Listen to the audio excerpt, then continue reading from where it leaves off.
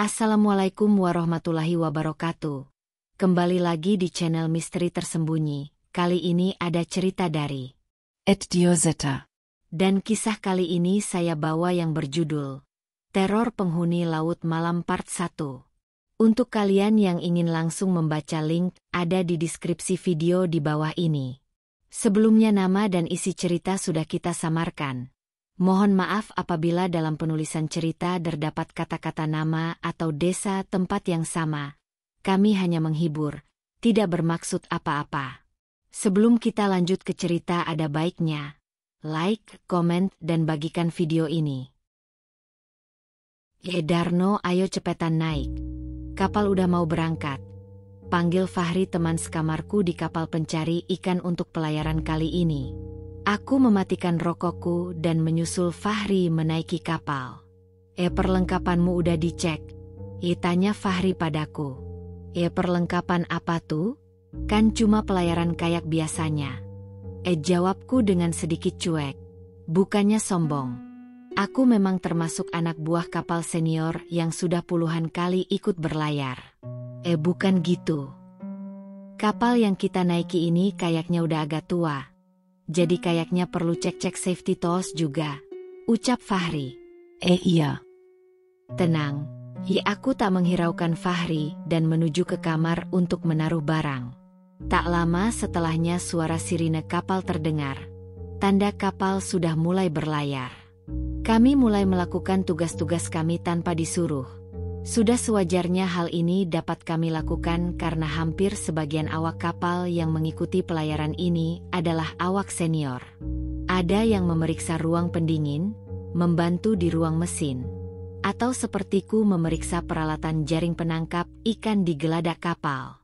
Sebelum sempat menyelesaikan pekerjaanku, tiba-tiba terdengar suara dari salah satu awak kapal dengan menggunakan pengeras. Kumpul semua kumpul. Ada briefing dari bos. Ucap salah seorang anak buah kapal melalui pengeras suara di tengah-tengah pekerjaan kami. Kami segera meninggalkan pekerjaan kami dan berkumpul di geladak. Perhatian semuanya.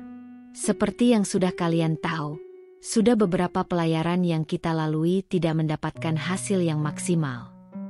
Ucap bos yang sepertinya sudah bersiap menjelaskan sesuatu. Jadi kali ini kita akan berlayar ke arah tenggara. Arah laut yang masih jarang disentuh nelayan lain. Di laut di tenggara pulau kami memang jarang didatangi nelayan. Selain karena medan karangnya yang berat, rumor mengenai hal gaib di sana juga banyak beredar. Untuk navigasi saya sudah membawa navigator yang handal. Jadi tidak perlu khawatir. Fokus dengan tangkapan kalian, lanjut bos. Kami semua menyetujui tanpa ada yang berani membantah. Aku sendiri sebenarnya penasaran dengan kondisi laut di tenggara. Selama pelayaran, aku belum pernah mendapat kesempatan ke sana. Semua itu karena memang tidak ada yang berani melanggar aturan tak tertulis ini. Tanpa terasa hari mulai gelap, suhu air sudah mulai rendah. Kami bersiap menebarkan jala sesuai petunjuk. 2 orang anak buah kapal turun ke air. Mereka membantu memasang posisi jala dari sisi yang berbeda. Setelah semua siap, mesin kapal pun dimatikan. Setelah menyelesaikan tugasnya, kedua anak buah kapal yang terjun ke laut pun berenang kembali untuk naik ke kapal. Bener, di sini banyak ikannya. Ucap mereka yang menyaksikan sendiri keberadaan ikan-ikan di bawah laut yang sudah menjadi target kami.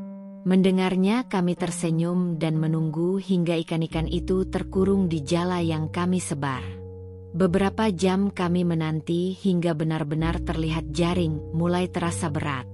Suara salah seorang anak buah kapal terdengar. Kami segera mengambil posisi untuk mengatur menarik jaring yang telah terisi ikan dan menarik secepat mungkin dibantu dengan sebuah mesin penggulung yang sebenarnya jauh lebih berguna dari tenaga kami. Sayangnya tak lama tiba-tiba jala kami terasa berat seperti menyangkut pada sesuatu. Tarik, ucap Fahri yang berada di sebelahku. Ya nggak bisa. Kami mencoba memperbaiki jaring. Namun tiba-tiba tetesan air hujan mulai membasahi tubuh kami. Hujan. Masih bisa dapat ikan gak ini? Keluh Fahri padaku. Hujan turun semakin deras. Dan setelahnya tanpa dapat ditebak ombak datang dan melemparkan perahu dengan kencang. Kami semua berhamburan memasuki kapal. Sebagian awak kapal melabuhkan jangkar di tengah laut yang tiba-tiba segera mengganas menyusul derasnya hujan datang. Kami berharap jangkar ini mampu mempertahankan posisi kapal agar tidak terbawa gelombang tanpa arah. Sayangnya kesialan kami belum selesai. Sebuah sambaran petir membakar tiang kapal dan mematikan seluruh listrik yang ada di kapal. Sebelum masuk ke dalam, sekelebat aku seolah melihat ada sesosok bayangan yang memanjat masuk ke kapal ini dari arah laut. Aku mengira dia adalah awak kapal yang masih tertinggal di air untuk memperbaiki jaring. Namun saat aku ingin keluar untuk membantunya, sosok itu sudah tidak ada di sana. Suasana panik saat itu membuatku memutuskan untuk melupakan kejadian itu dan melanjutkan masuk menuju kabin. Malam ini dilalui tanpa adanya aliran listrik. Beberapa awak kapal yang memang bertugas untuk melakukan perawatan di bagian kelistrikan masih berkutat di ruangan genset. Suasana di kapal ini seketika berubah menjadi hening. Suara deburan ombak laut yang berani mengisi keheningan ini. Dengan ombak setinggi ini tidak ada yang berani keluar untuk melakukan aktivitas di luar sana. Kami hanya berharap badai di tempat ini segera berakhir dan kami masih memiliki kesempatan untuk mencari hasil tangkapan. Aku mencoba untuk tidur dengan kondisi seperti ini. Namun sepertinya kali ini aku membutuhkan waktu lebih lama untuk tertidur. Di tengah rasa kantukku, samar-samar terdengar suara pintu terbuka perlahan. Dengan setengah sadar aku membuka mata dan memastikan teman sekamarku masih berada di kasurnya. Awalnya aku ingin membiarkan saja pintu yang terbuka itu dengan rasa kantuk yang telah menguasaiku. Namun gelombang laut membuat pintu itu terus berayun dan membuat suara gaduh. Aku turun dari kasurku, berjalan perlahan dan menyentuh daun pintu untuk menutupnya. Tetapi sesuatu yang aneh melintas dengan cepat di depan mataku. Seseorang yang belum pernah kami lihat melintas di depan pintu kamarku dengan wajah pucat dan tanpa ekspresi sama sekali. Gerakannya tidak seperti sedang berjalan layaknya manusia yang berjalan di kapal dengan guncangan ombak. Ia seperti melayang. Rasa kantukku hilang seketika bersamaan dengan rasa takut yang seketika muncul menyelimuti tubuhku. Aku membutuhkan waktu untuk meyakinkan diri untuk menoleh ke arah lorong kamar, memastikan siapa yang melintas di depanku tadi, hingga akhirnya aku menoleh ke arah perginya sosok itu. Tidak ada siapapun yang terlihat di sana selain kegelapan yang menyelimuti lorong kabin. Tapi anehnya semua pintu kamar kabin anak buah kapal terbuka, seperti yang terjadi di kamarku tadi. Mataku tertuju pada sebuah cahaya yang muncul dari sebuah kamar yang kutahu itu adalah kamar Fahri. Kemungkinan dia sudah mempersiapkan lampu emergency untuk keadaan seperti ini, dan saat itu juga aku memutuskan untuk menghampirinya. Jangan. Terdengar suara seperti seseorang yang menangis tak jauh dari tempatku berada. Jangan naik ke atas. Aku menoleh ke arah sebuah kamar gelap yang kulewati. Suasananya tidak jauh berbeda dengan kamarku. Di sana terlihat seseorang sedang meringkuk ketakutan di lantai tanpa ada awak kabin lain yang berada di sekitarnya. Saat aku mencoba mendekat, tiba-tiba pria itu segera berlari ke arah pintu dan membantingnya seolah melarangku untuk mendekat. Samar-samar masih terdengar suara pria yang menahan pintu itu dari dalam mencoba memperingatkanku. Jangan naik ke atas. Kita sudah melanggar tabu, ucapnya dengan nada yang ketakutan.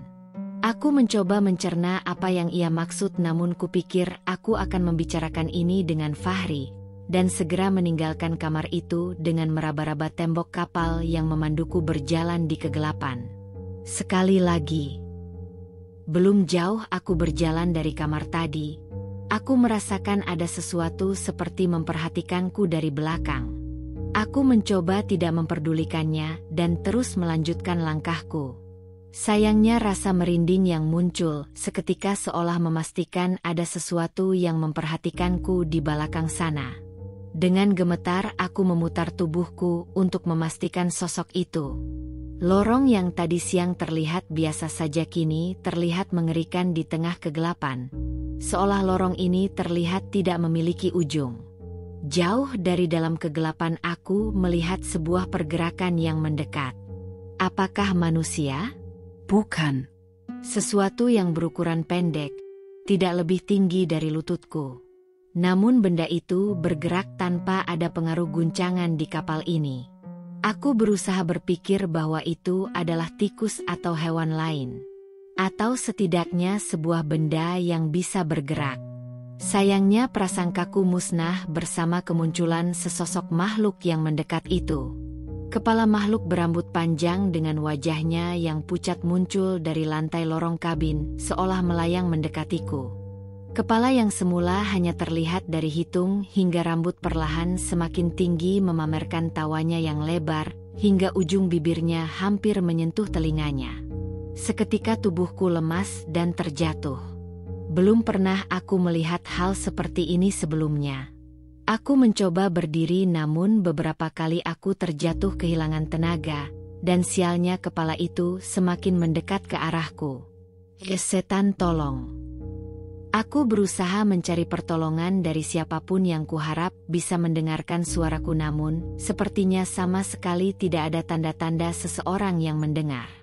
Saat itu juga air mataku menetes menahan setiap kengerian yang menyelimuti tubuhku. Aku sudah tidak tahu lagi dengan apa yang sudah kuucapkan. Namun di tengah kesadaranku yang berada di ambang-ambang, aku merasakan seseorang menarik tubuhku ke belakang.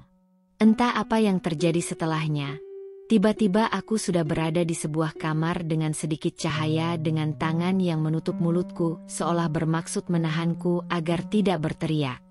Mereka yang menarikku segera mematikan lampu emergensi di kamarnya dan menatap ke arah pintu kamar yang masih terbuka.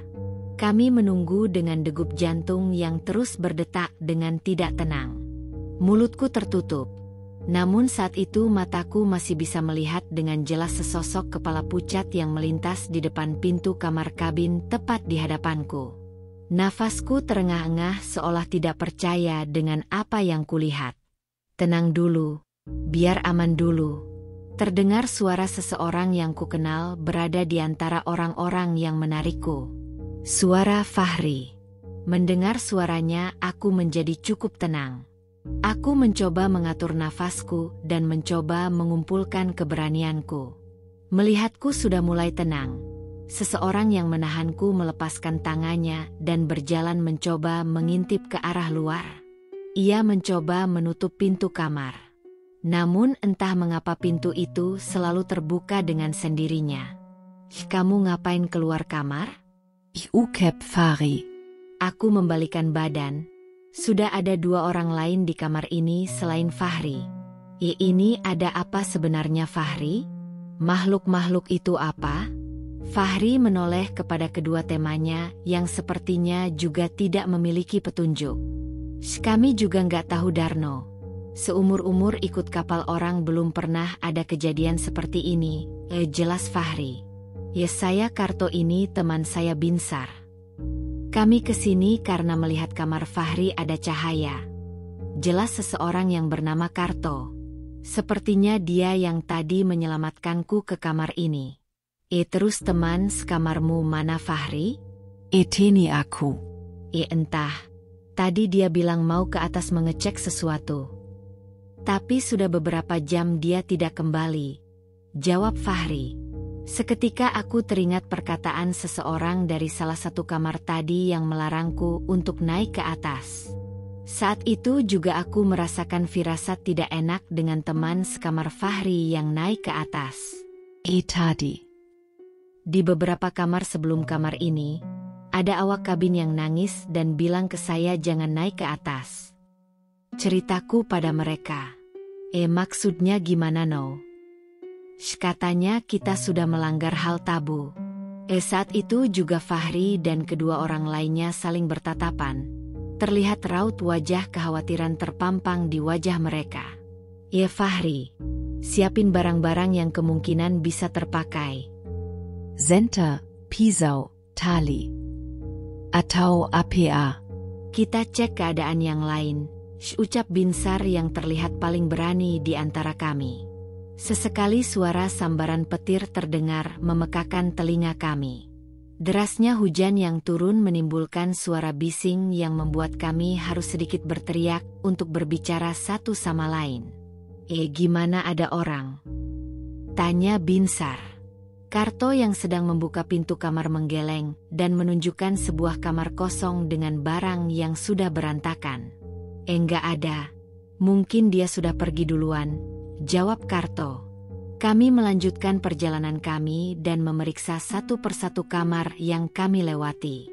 Tak seperti yang kami duga, kamar-kamar yang kami kira masih dihuni awak kapal ternyata sudah kosong.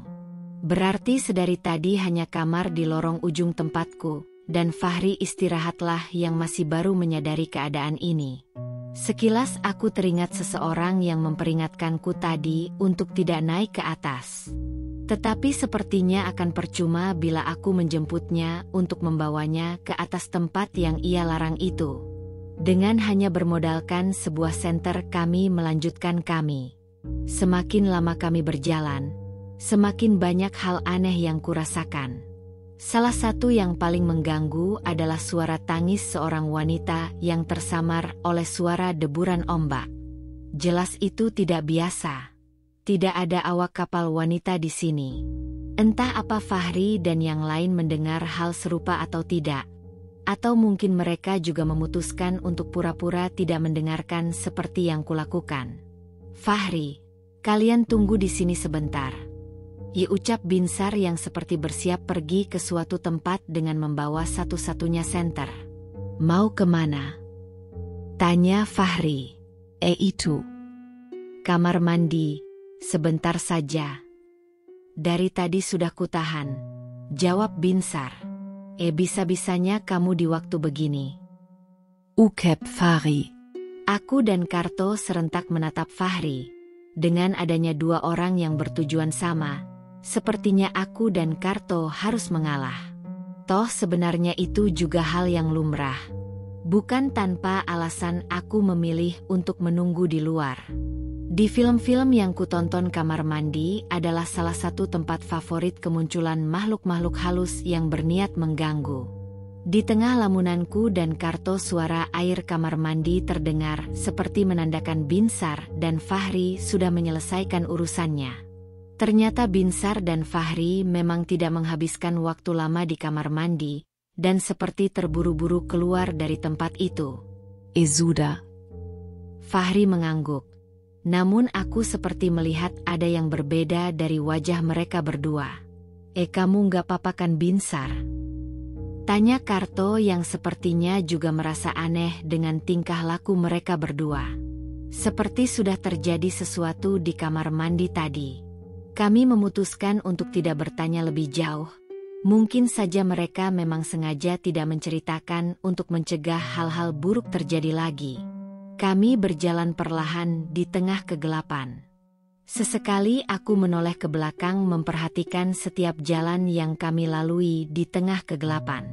Entah setelah selesai dari kamar mandi, tadi aku merasakan udara lebih dingin dari biasanya. Selang beberapa lama kami mendengarkan suara seperti pintu yang tertutup. Bukan suara ringan seperti pintu kamar, melainkan suara pintu yang lebih besar seperti pintu kamar mandi. Tak lama setelahnya, sebelum mencapai tikungan lorong, Karto menarik lenganku dan menahanku untuk mengikuti Fahri dan Binsar.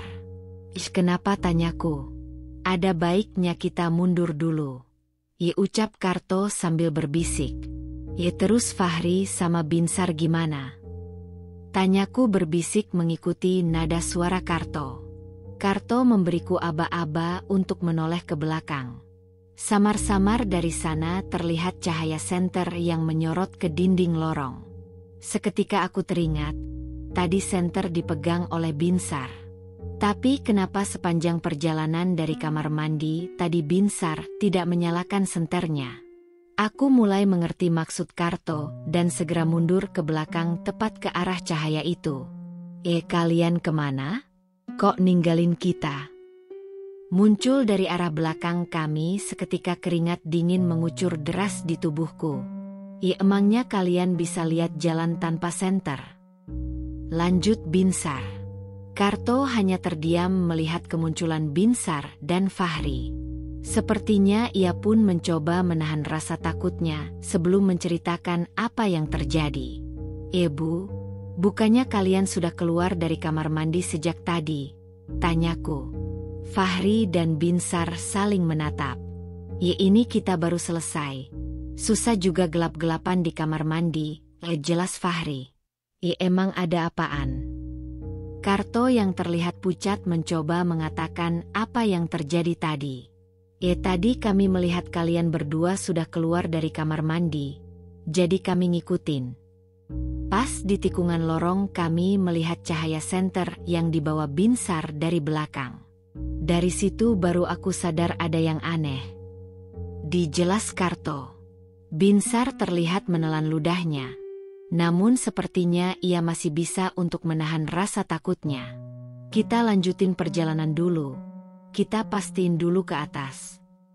Coba cari bos atau petugas di atas. Lanjut Binsar yang segera mengambil posisi terdepan dengan senternya. Aku mempersiapkan nyaliku sebelum akhirnya berjalan mengikuti Binsar yang berjalan di depan kami. Baru saja berjalan. Belum ada beberapa menit, tiba-tiba Binsar terhenti di tikungan lorong tempat kami tari berhenti. Wajah Binsar terlihat terpaku menatap sesuatu yang tertutup tikungan lorong dari arah pandanganku. Apa mungkin mereka masih ada di sana? Wajah Binsar terlihat pucat. Aku dan yang lain segera mempercepat langkahku menghampiri Binsar. Benar, mereka masih ada di sana.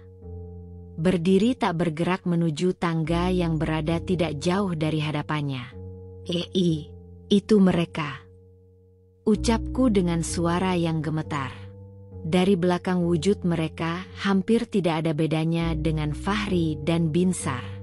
Namun saat cahaya senter itu menyinarinya, sontak mereka menoleh ke arah kami berempat. Pucat.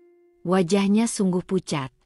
Kayaknya kulit manusia yang sudah terendam berhari-hari di lautan.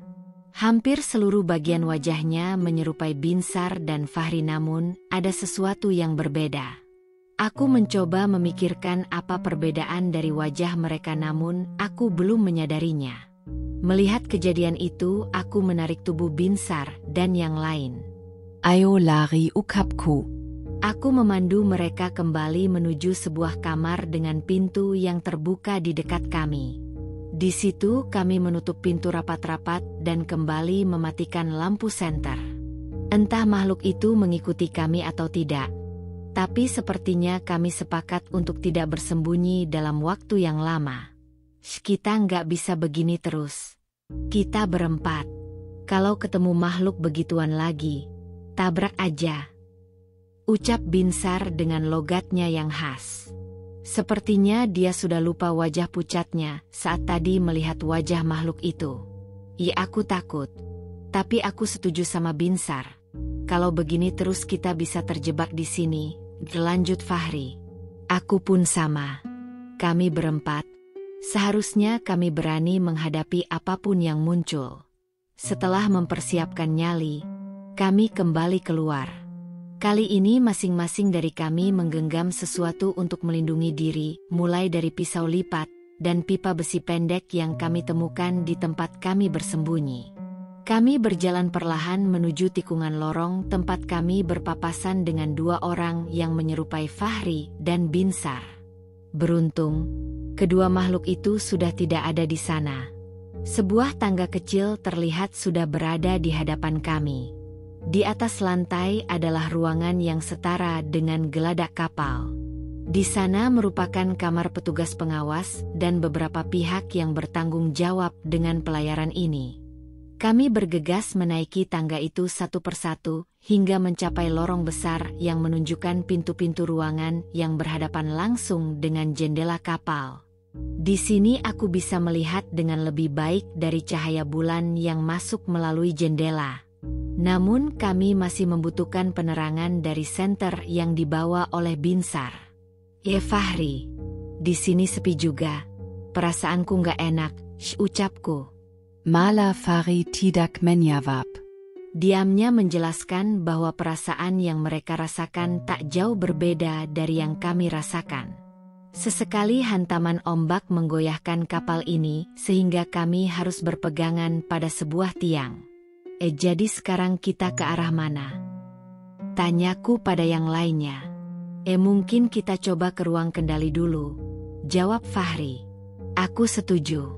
Namun sebelum kami pergi, aku melihat Karto terpaku di depan kaca jendela yang basah dengan derasnya hantaman air hujan. Kita jangan keluar, ucap Karto. Kali ini giliran wajahnya yang terlihat pucat. Sesuatu pasti sedang terjadi di luar sana. Dengan segera aku menghampiri Karto dan mendekat ke arah kaca jendela yang basah itu. Tepat saat melihat keluar ke arah geladak melalui kaca jendela ini, saat itu juga aku merasa ragu bisa selamat dari tempat ini. Berbeda dengan kondisi di dalam sini, di luar terlihat banyak orang yang sedang berdiri di geladak. Mereka tersebar hampir di setiap sisi kapal. Bukan, mereka bukan awak kapal. Wujudnya benar-benar seperti manusia dan berpakaian layaknya manusia biasa seperti kami. Namun wajahnya pucat, posisi berdirinya yang tidak terpengaruh oleh goyangan kapal yang sangat kencang membuatku memastikan bahwa mereka bukanlah manusia biasa. Oh ya, aku ingat sesuatu. Perbedaan dari makhluk yang menyerupai Fahri dan Binsar tadi juga terdapat di makhluk-makhluk itu. Tidak ada belahan di antara bibir dan hidung makhluk-makhluk itu. Sekilas, perbedaan itulah yang paling jelas di antara mereka dan manusia biasa. Sayangnya bukan itu yang seharusnya kukhawatirkan. Saat ini di tengah gelapnya malam dan derasnya hujan, semua makhluk itu sedang menatap ke satu arah yang sama dengan wajah penuh amarah.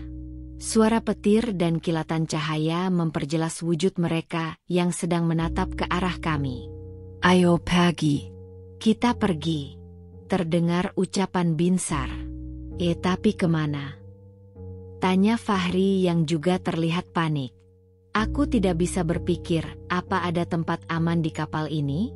Setidaknya sampai kita bisa bertahan hingga besok pagi. ITU. Lihat itu. Kali ini Karto yang masih ketakutan menunjuk ke satu arah di luar jendela. Perlahan kami berjalan kembali ke arah jendela dan menatap ke arah yang ditunjukkan oleh Karto. Masih dengan tatapan mengerikan dari makhluk-makhluk itu. Namun bukan itu yang ditunjukkan oleh Karto. Melainkan sesosok jasad yang tergantung terbalik di salah satu tiang kapal dengan tambang yang terikat di kakinya. Jelas jasad itu tidak mati dengan cara yang wajar. Itu semua terlihat dari tubuhnya yang tergantung terbalik dengan darah segar mengalir dari setiap lubang di wajahnya. Itu bos, ucap Fahri yang masih tidak percaya. Aku mengangguk sementara Binsar yang sebelumnya masih mampu menahan rasa takutnya kini terjatuh lemas, seolah satu-satunya harapan kami untuk selamat sudah tergantung di sana. Entah apa yang akan terjadi lagi di malam ini. Yang pasti kami harus bersiap menghadapi makhluk-makhluk itu yang perlahan mendekat menghampiri kami. Episode kali ini bersambung. Baiklah, kita akan lanjutkan part selanjutnya, part 2 atau part terakhir. Jasad di dalam tong. Oke teman-teman, terima kasih telah mendengarkan cerita ini. Bagaimana cerita tentang kisah ini, tulis di kolom komentar di bawah ini. Dan apa yang sudah saya bagikan kali ini dapat menghibur teman-teman semua. Baiklah, bagi teman-teman yang baru bergabung jangan lupa like, komen video ini dan jangan lupa bagikan video ini. Nantikan cerita selanjutnya di channel Misteri Tersembunyi. Terima kasih, sampai jumpa.